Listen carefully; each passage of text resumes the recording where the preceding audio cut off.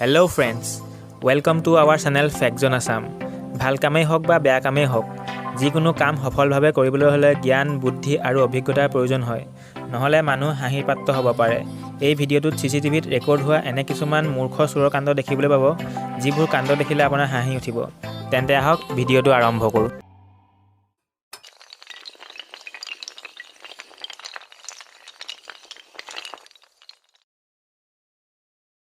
এই ভিডিঅ'টোলৈ মন কৰক। ইয়াত দেখিবলৈ পোৱা এই ঘৰটোৰ সন্মুখত এখন বাইকত দুজন লোকে ইফালৰ পৰা সিফালে অহা যোৱা কৰি আছে। কিন্তু এওঁলোক আচলতে চোৰহে। ইহঁতে প্ৰথমে ঘৰটো প্ৰত্যক্ষ কৰে আৰু তাৰ কিছু মুহূৰ্তৰ পিছত এটা চোৰ নামি আহি ইফালে ইফালে চাবলৈ ধৰে।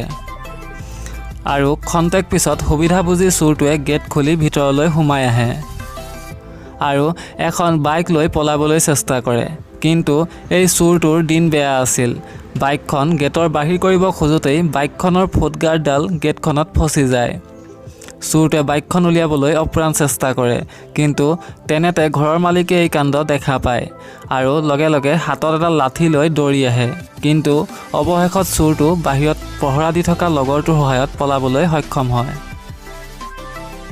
CCTVত ৰেকৰ্ড হোৱা এই মানুহটোৱে ডকাইতিৰ উদ্দেশ্যে এই বেংকটোলৈ সোমাই আহে আৰু ৰিচিপশ্যনত বহি থকা এই মহিলাগৰাকীক ভয় খোৱাৰ উদ্দেশ্যে জেপৰ পৰা এটা পিষ্টল উলিয়ায়। কিন্তু চোৰটোৱে ভয় খোৱাটো দূৰৰ কথা, পিষ্টলটো হাতত তুলি লওঁতেই পিষ্টলটো হাতৰ পৰা মহিলাগৰাকীৰ ফালে সৰি পৰে।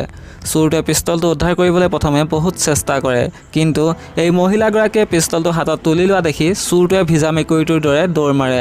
আনকি দৌৰ মাৰোঁতে চোৰটোৰ পেণ্টটো খোল খাই যায়। ঠিক তেনেদৰে এই ডকাইতটোৱে হাতত এটা বন্দুক লৈ এই ষ্ট'ৰটোলৈ সোমাই আহে আৰু দোকানীক বন্দুকৰ ভয় দেখুৱাই টকা দাবী কৰে। কিন্তু এই মূৰ্খ চোৰটোৱে গম নাপায় যে দোকানৰ গৰাকী তাতকৈও টেঙৰ। দোকানৰ গৰাকীজনে প্ৰথমে ডকাইতটোৰ সৈতে তৰ্কযুদ্ধ কৰে আৰু তাৰপিছত টকা ওলোৱাৰ ভাও ধৰি ড্ৰাজৰ পৰা এটা বন্দুক উলিয়াই লয়। দোকানীজনৰ হাতত বন্দুক দেখি ডকাইতটোৱে ভয়তে লৰ মাৰে। এই চোৰটোৰ কাণ্ড চাওক। এখেতৰ কাণ্ড চাই আপোনাৰ নিশ্চয় হাঁহি উঠিব। এটা ATMৰ এই গ্লাছৰ দুৱাৰখন চোৰটোৱে এটা ডাঙৰ বৰ্তনৰ সহায়ত বহুত কষ্ট কৰি ভাঙি আছে আৰু শেষত ভাঙি ভাঙি এটা ডাঙৰ ফুটা কৰি তাৰ মাজেৰে সি বহুত কষ্টৰে সোমাবলৈ সক্ষম হয়। কিন্তু চোৰটোৱে সোমোৱাৰ পিছত দেখে যে দুৱাৰখন আচলতে লক কৰাই নাছিল, এনেহে জপাই থোৱা আছিল। এই কাণ্ডৰ পিছত চোৰটোৱে হয়তো জীৱনত প্ৰথমবাৰ নিজকে মূৰ্খ বুলি অনুভৱ কৰিছে। আৰু এইজন মহাশয়ক চাওক, এওঁক পৃথিৱীৰ আটাইতকৈ মূৰ্খ চোৰ বুলি ক'লেও ভুল নহ'ব। এই চোৰটোৱে ৰখাই থোৱা এই চাইকেলখন চুৰ কৰিবলৈ আহে। কিন্তু ক'ত চাওক, চাইকেলখনৰ কাষতে ডাঙৰকৈ ৱালত লিখা আছে পুলিচ বুলি।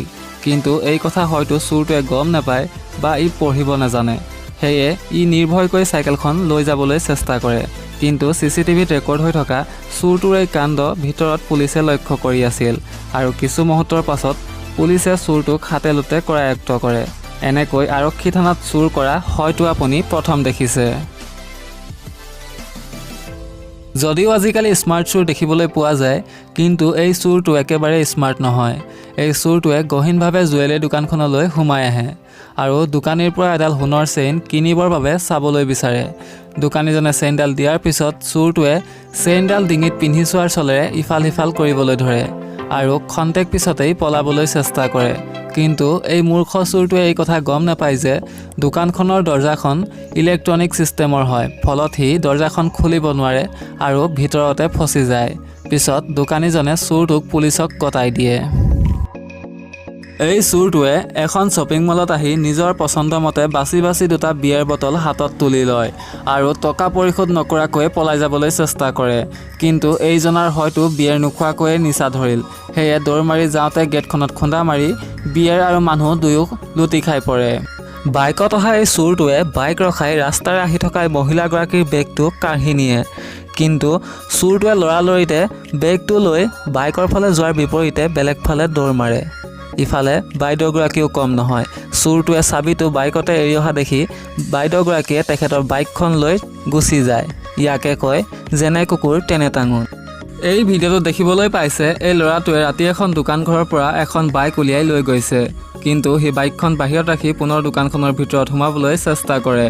সিফালে দোকানখনৰ চাটাৰখন নিজে নিজে তললৈ নামি আহি থাকে, কিন্তু চোৰটোৱে সেই কথা গুৰুত্ব নিদিয়ে।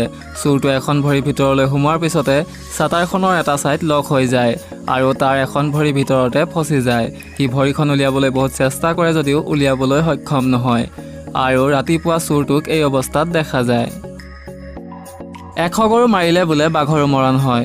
এখন বিলাসী গাড়ী লৈ ক'ৰবাৰ পৰা আহি এই যুৱতীগৰাকীয়ে নিজৰ ঘৰৰ চৌহদত প্ৰৱেশ কৰে আৰু এই যুৱতীগৰাকীৰ পিছে পিছে বাইকত দুটা চোৰ আহি গেটৰ বাহিৰত হাজিৰ হয় আৰু এটা চোৰ বাইকৰ পৰা নামি আহি এই যুৱতীগৰাকীৰ বেগটো কাঢ়ি নিবলৈ চেষ্টা কৰে, কিন্তু এই চোৰকেইটাই গম নাপায় যে যুৱতীগৰাকী মাৰ্চেল আৰ্টিষ্ট হয়।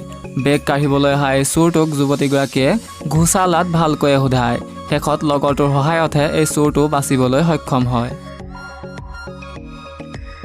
চোৰে চুৰ কৰিবলৈ বিভিন্ন পদ্ধতি অৱলম্বন কৰে, কিন্তু এই চোৰটোৱে কি কৰিলে চাওক। এই চোৰটোৱে CCTVৰ পৰা নিজৰ চেহেৰাটো লুকুৱাবৰ বাবে মূৰত এটা কাৰ্টুনৰ বাকচ পিন্ধি এই ষ্ট'ৰখনত চুৰ কৰিবলৈ আহে। কিন্তু ই কি চুৰ কৰিব? মূৰত কাৰ্টুনৰ বাকচটো পৰিধান কৰাৰ ফলত ই একো দেখি নোপোৱা হ'ল। হাতত এটা পিষ্টল লৈ ই যেনি তেনি টোৱাবলৈ ধৰিলে, কিন্তু চোৰটোৱে আনক ভয় খোৱাটো দূৰৰে কথা, নিজেই দুধুৰ মুধুৰ হৈ লুটি খাই পৰে। এই মূৰ্খ চোৰটোৱে গাড়ী বা অন্য কিবা সামগ্ৰী চুৰি কৰাৰ উদ্দেশ্যে এই গেৰেজটোলৈ আহে আৰু খিৰিকী ভাঙি ভিতৰলৈ সোমোৱাৰ কথা চিন্তা কৰে। সেইমতে সি বহু কষ্ট কৰি খিৰিকীখন ভাঙে আৰু তাৰপিছত ভিতৰলৈ সোমাই যায়। কিন্তু এই বেচেৰা চোৰটোৱে ভিতৰত সোমোৱাৰ পিছত দেখে যে গেৰেজটোৰ সন্মুখৰ ফালে সম্পূৰ্ণ খোলা আছিল আৰু গেৰেজটোত কোনো সামগ্ৰীও নাছিল। চোৰটোৱে বহুত কষ্ট কৰিলে যদিও একো নাপালে, কিন্তু সি লাজ ভালকৈয়ে পালে। চ' গাইজ, এই ভিডিঅ'টোত ইমানেই। আশা কৰোঁ ভিডিঅ'টো চাই ভাল পালে। যদিহে ভিডিঅ'টো চাই ভাল পালে তেন্তে এটা লাইক কৰি দিব আৰু ভিডিঅ'টো সকলোৰে সৈতে শ্বেয়াৰ কৰি দিব। আৰু যদি আমাৰ চেনেলটো ছাবস্ক্ৰাইব কৰা নাই তেতিয়া ছাবস্ক্ৰাইব কৰি কাষতে থকা বেল আইকনটো প্ৰেছ কৰি দিব। তেন্তে এটা পুনৰ ইণ্টাৰেষ্টিং ভিডিঅ'ৰ সৈতে আপোনালোকক লগ পোৱাৰ আশাৰে জয় আই অসম।